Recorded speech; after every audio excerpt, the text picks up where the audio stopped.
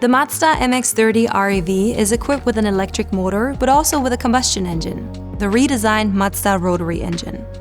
The oil consumption of this engine may be higher when it is new due to the running-in process. Therefore, your rotary engine might need an oil refill before the normal oil maintenance period.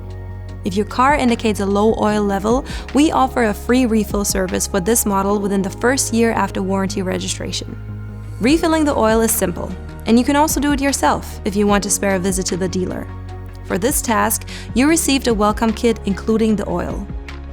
Open the bonnet by pulling the release handle. Have your kit and some paper or cloth ready. To begin with topping up the oil, place a cloth around the oil filler cap. This avoids drops of the oil on the motor department, as it could cause a fire on parts which can get extremely hot while the engine is running. Now put on the gloves and remove the engine oil filler cap by turning it counterclockwise. Place the funnel in the oil filler. Now start to fill in the oil carefully. Be sure to only refill suitable types of engine oil with the correct oil specification and oil viscosity. Fill with the full 1 liter of oil provided. When you're done, put the oil filler cap back on.